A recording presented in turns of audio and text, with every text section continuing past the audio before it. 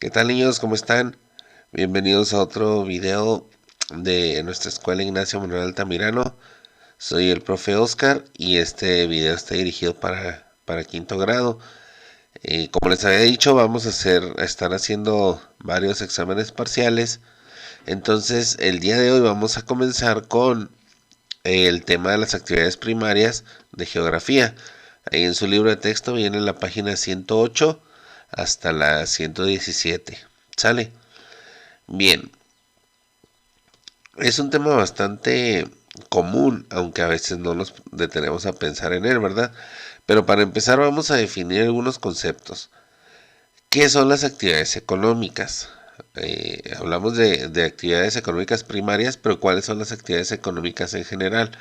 Bueno, pues son las actividades mediante las que el ser humano satisface sus necesidades, ya sean las necesidades de alimentación, ya sean de vivienda, ya sean de vestimenta, etcétera, etcétera, etcétera, muchas otras. Todo lo que hace el ser humano para satisfacer estas necesidades, para cubrirlas, son actividades económicas. Y estas se dividen en varias. Eh, Se dividen en primarias, en secundarias y en terciarias. Pero hoy vamos a hablar de las actividades primarias. ¿Por qué? Pues porque son las primeras de la cadena, las que le dan este pie a que puedan existir las demás. Estas actividades primarias son las que toman los recursos naturales directamente de la naturaleza y los utilizan así sin modificarlos muchas veces. Eh, Todo lo que sea tomar alguna materia prima, tomar algún producto de la naturaleza, es una actividad económica primaria. Sí. Vamos a clasificarlas en cinco grandes actividades.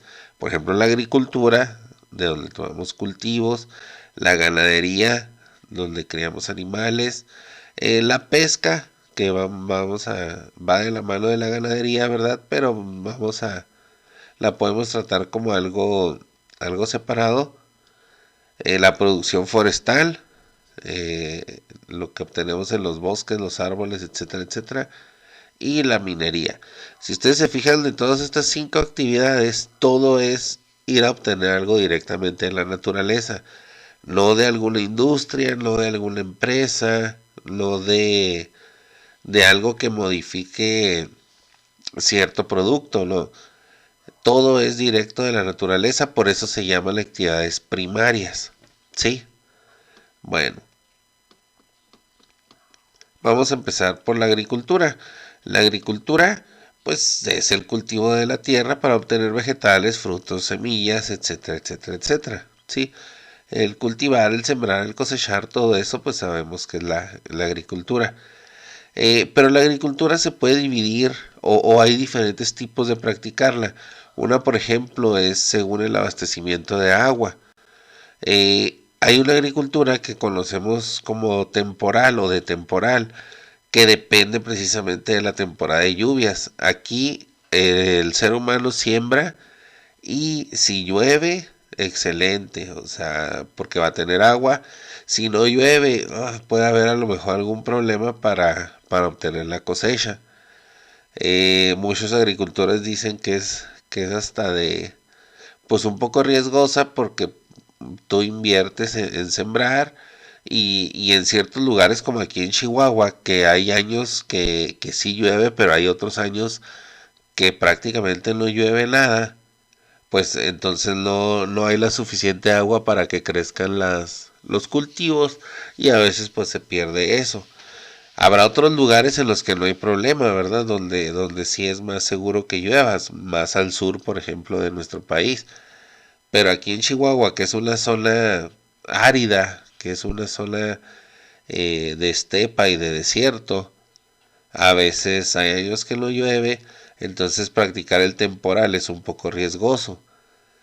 Por otro lado, existe la siembra o la agricultura de riego, que aquí es donde sí se usan canales o sistemas de riego artificiales que llevan el agua de las presas o de algunos ríos o de canales para que si no falte el agua en los cultivos.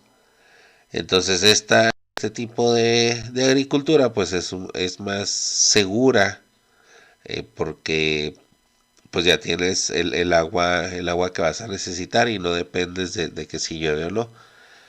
Pero bueno, acuérdense, hay dos tipos de agricultura según el abastecimiento de agua. Puede ser de temporal o puede ser de riego. ¿Sí? Por otro lado, la agricultura también se puede clasificar según su finalidad. ¿Para qué lo vamos a hacer? ¿Sí? Primero existe la agricultura de subsistencia, que es en donde las familias tienen su parcela, tienen su huerta, y la siembran para cubrir sus necesidades y las de su familia, donde siembran sus tomates, sus cebollas, sus chiles, pero nada más para su consumo, ¿sí? Lo hacen, digamos, en proporciones pequeñas relativamente, porque pues nada más es para ellos. Porque también existe la que es comercial.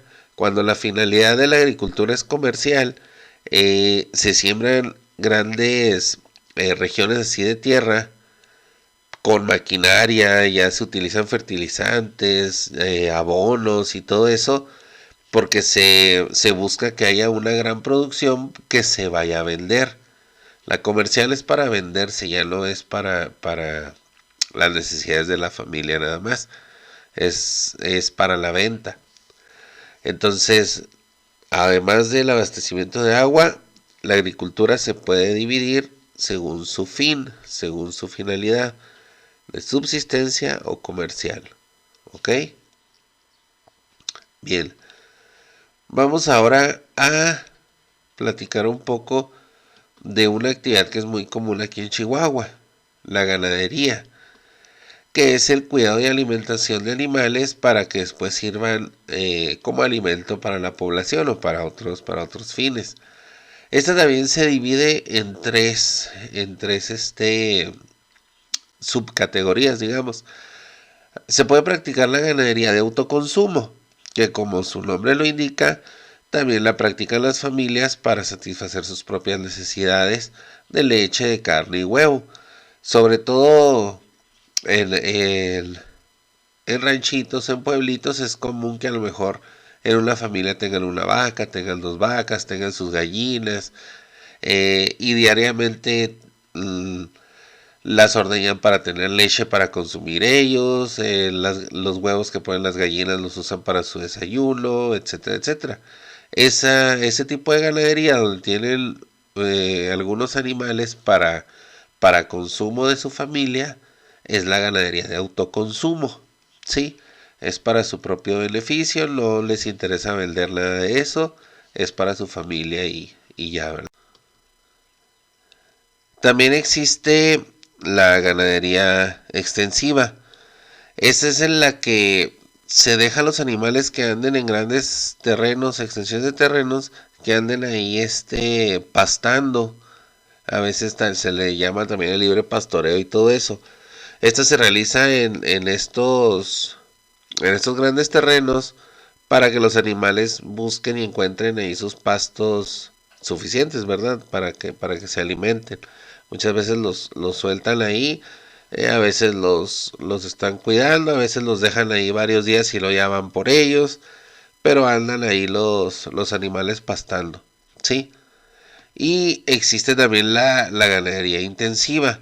En a diferencia de la extensiva, los tienen en establos, en ranchos, en corrales, perdón, con bastante tecnología.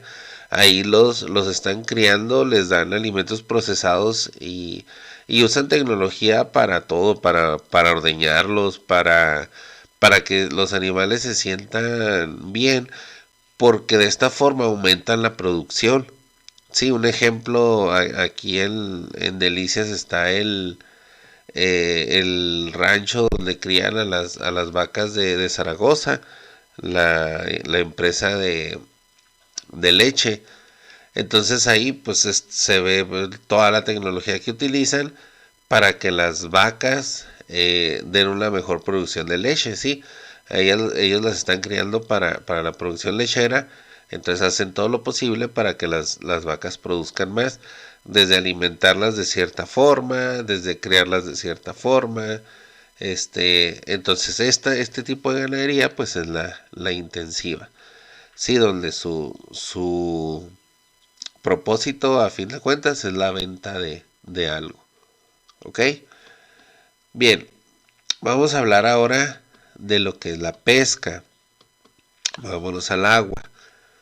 La pesca es la captura de peces, especies del mar, desde aguas oceánicas o aguas continentales, ¿sí? Desde los océanos hasta los ríos, lagos y todo eso. Y aunque se pesca en las dos, en las aguas oceánicas y las continentales, pues es cierto que la mayoría, si hablamos de porcentajes, hasta el 90% de los productos que se pescan, pues vienen de los océanos, ¿sí? De los mares y de los océanos. El 10% restante, pues es el que se pesca en las aguas oceánicas, en los ríos, en los lagos, en el agua dulce. Entonces, pues bueno, obviamente hasta por cantidad, ¿verdad? Pues la mayoría del agua del mundo pues está en los océanos. Claro que también la mayoría de la pesca va a estar ahí. Ahora, ¿cómo está eso de la pesca? Los países a nivel mundial se llegaron a un acuerdo en lo que cada país que tiene sus costas eh, dispone de 200 millas náuticas. Perdón, una milla náutica, estamos hablando de casi 2 kilómetros.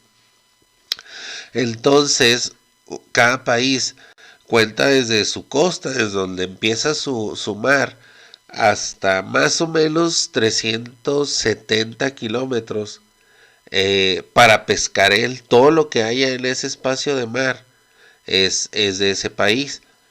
Si un mexicano va ahí y se pone a pescar en ese territorio, no sé, de Estados Unidos le puede quitar su pesca y lo puede correr de ahí, ¿verdad? Es que no tiene que estar haciendo nada.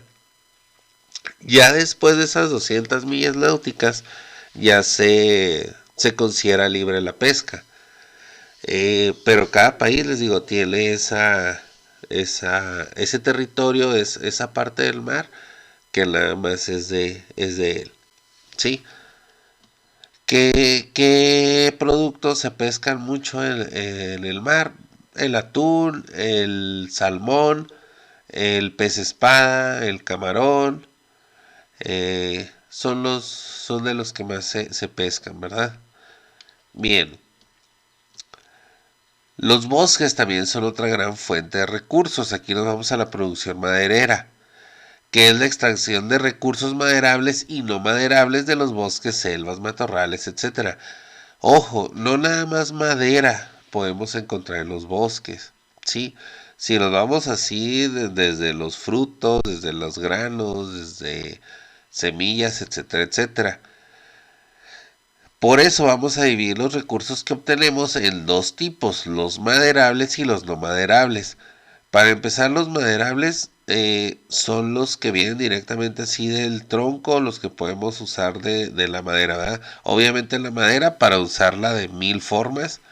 La celulosa, por ejemplo, que obtenemos también de la madera, que usamos muchísimo para producir papel. Es de donde obtenemos el papel la mayoría de las veces.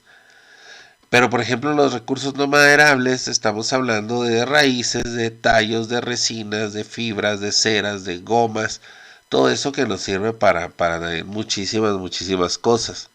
¿Ok? Entonces hay que saber diferenciar los recursos maderables y los no maderables. ¿Sale?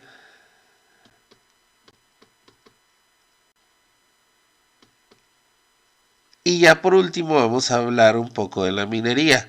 La minería está y ha estado presente en la historia del ser humano desde siempre. Cuando hablamos de minería, hablamos de la extracción de minerales e hidrocarburos de los yacimientos donde se encuentran. No nada más de piedras preciosas, sino de todo, o sea, de petróleo, de gas, de carbón, no nada más oro y plata. Hoy en día en nuestra industria y en nuestra vida diaria están presentes en la construcción, en los fertilizantes, en los transportes, en las comunicaciones. Usamos para gran parte de nuestras actividades muchas cosas que necesitamos y que extraemos gracias a la minería. Es tanto el valor que ha tenido a lo largo de la historia que ha provocado grandes migraciones. No sé si han hablado, si han escuchado hablar de la fiebre del oro en Estados Unidos, que mucha gente se iba hacia el oeste porque decían que ahí había oro. Hay leyendas incluso de la época de la colonia, donde se hablaba de una ciudad conocida como El Dorado, eh, que decían que todo era de oro y los exploradores la estaban buscando. Aquí mismo en México, cuando llegan los españoles y empiezan a expandir al norte, porque en el norte empiezan a encontrar minas con plata, con oro. ¿Recuerdan cuando platicamos ahí la historia de que querían fundar la ciudad de Chihuahua en lo que hoy es Santa Eulalia porque ahí estaban las minas? O sea, es algo que siempre ha movido al ser humano. Incluso cuando dividimos la historia en partes, que la edad de piedra, la edad de los metales, la edad de cobre, o sea, cómo hasta le damos ese nombre por las herramientas que se iban utilizando, cómo evolucionaron de usar armas como lanzas o flechas con piedras a usarlas con metales porque eran más efectivas y todo eso. Entonces, sí es bastante lo que lo usamos. Incluso el siglo pasado, por ejemplo, como combustible, para forma de generar energía y todo eso, lo que más se consumió fueron los hidrocarburos que les decía, el petróleo, gas, carbón. También dentro de lo que más usó el ser humano para múltiples actividades está el hierro, el cobre, el aluminio. Entonces, la minería muchas veces como que la queremos ver de que, sí, para sacar oro y diamantes para la joyería. Pero no, está presente en muchísimos, muchísimos campos de nuestra vida diaria. Sale. Bien, pues espero que les sirva un poquito este video de repaso. Es un tema sencillo, nada más hay que ponerle atención a los conceptos, ¿sí? Hay que leer eh, con seriedad, pero si se fijan no es nada difícil, nada más leer y comprender bien ciertos conceptos. ¿Sale? Bueno, diviértanse, todavía les queda un poquito este fin de semana y nos vemos. Pórtense bien y estudien. Bye.